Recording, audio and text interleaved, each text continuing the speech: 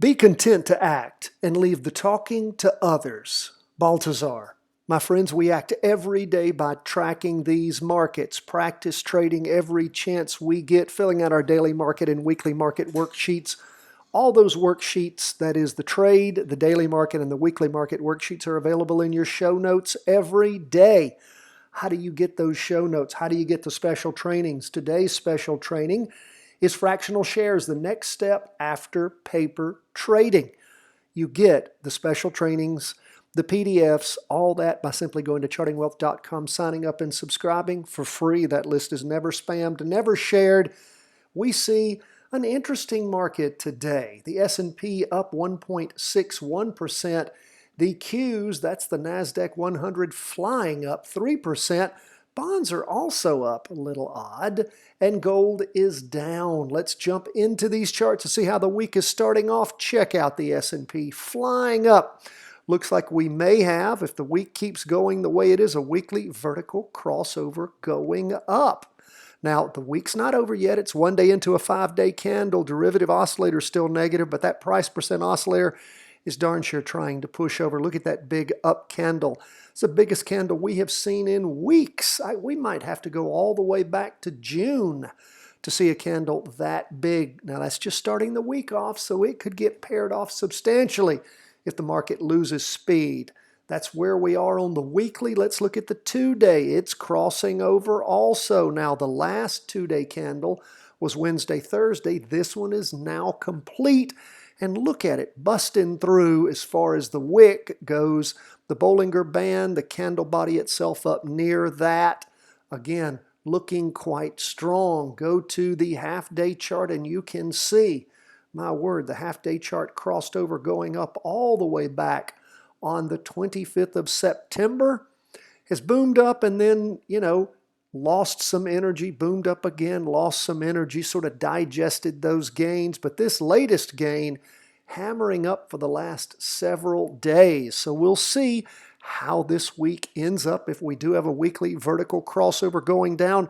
If so, that's going to tell us that, of course, this is the first and hopefully the last failure of the weekly vertical crossover on the S&P for the year. We shall see. One thing we need to do with the ending of this candle, we can now go ahead on the 2-day and note that crossover going up. And the nice thing about these charts, I'm using, as you can see, how easy all of this is on these charts.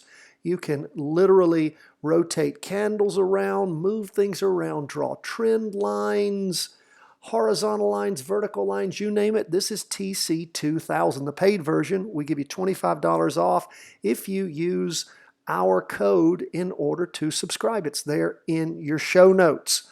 And again, I am using it on the fly. You can use the web-based version anywhere in the world. You just log in, and that's it. You get it on any computer. And that's what I'm using here. It's what I do every day. I'm using my own computer, but I could use it on any computer in the world that's hooked up to the internet.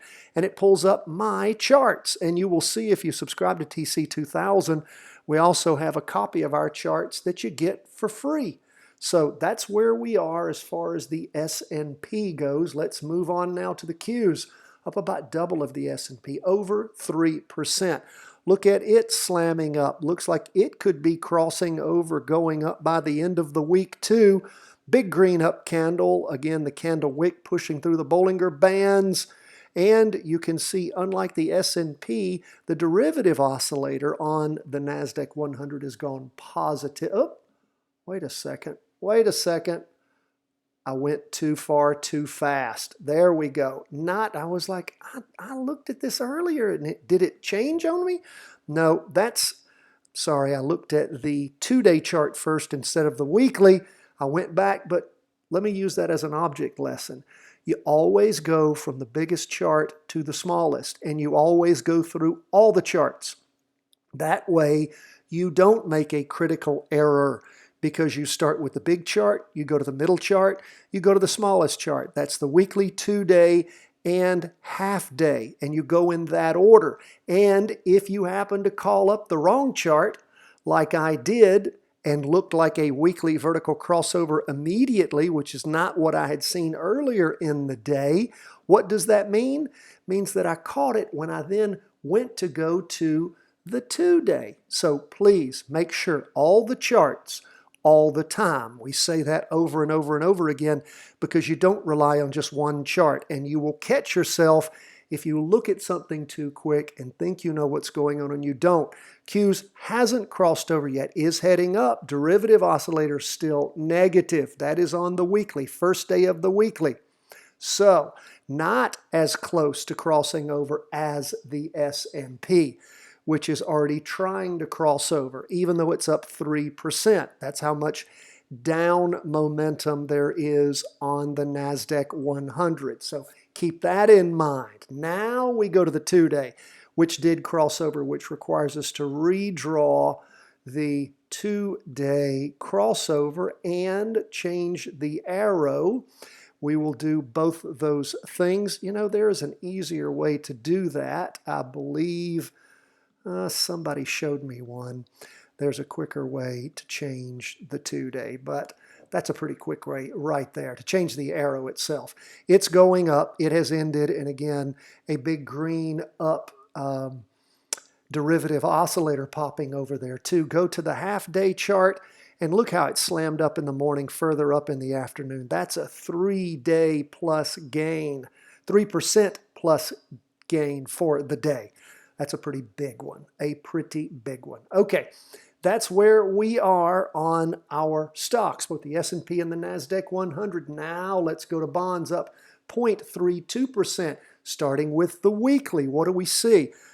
Solid green candle. That means a slowdown in the down movement. Yes, it was an up day, but the Heikin Ashi candlesticks, and I'm going to put that training, I do this fairly often, but I really encourage you, if you don't understand Heikin Ashi candlesticks, please take the training at the end of today's video. I'm going to attach that.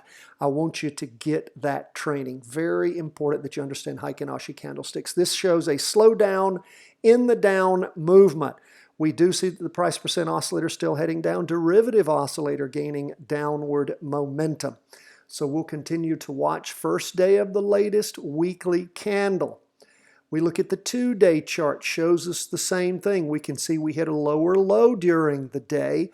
Derivative oscillator heading down, price percent oscillator heading down. Now, it did go up by the end of the day a little bit, 0.32%, but that's the reason we're getting that solid green candle. We go to the half-day chart. You can see up in the morning, a little further up in the afternoon. Price percent oscillator heading up, derivative oscillator positive. But it's still that downward energy in both the weekly and the 2-day that we are looking at on bonds. Now, let's go to gold, down for the day 0.29%. We see a green up candle. That's the 2-day. I'm doing it again. A little green up candle for the weekly. What do we see going on there? Well, we can see that that green up candle didn't hit the high that it had in the previous weekly candle. We see that the price percent oscillator still going down, derivative oscillator negative. So again, we can tell where gold is still, as far as all things being equal, the market tends to move in the direction of what? The largest chart, which is our weekly chart. So there's still downward pressure on gold. 2-day chart, price percent oscillator is negative but heading up, derivative oscillator losing downward momentum. We have a green up candle drawing, and again, this is the Heikin Ashi candlestick, and to understand why that's green, you need to understand Heikin Ashi candlesticks, take that training, but that's showing us what the average pace of gold movement is on the 2-day chart. Still negative. That represents both Friday and Monday. That's just not a one-dayer. But as we watch, we'll continue to see how gold plays out throughout the course of this next week. We see on the half-day candle where things popped up on Friday and then just sort of slow rolling as, and again, down for the day, 0.29%. We can see where that weakness is as the price percent oscillator shaves off momentum. Derivative oscillator still moving up. So That's where we are as Monday starts. Sort of a weird start to the week. Stocks booming, bonds up a little, gold down a little. So we'll see how things continue to shake out. Perhaps by the end of the week we have a weekly vertical crossover on the S&P, maybe on the Qs, or who knows. It's just Monday. And again, aren't we in for a ride? These markets just keep booming. If you like volatility, my friends, you got it. That's where we are as we end the day. If you don't have our book, you need a copy to fully understand what we do here. And we have an autographed copy ready for you. Follow the link in the show notes. God bless, my friends. All the best from the whole team at Charting Wealth World Headquarters.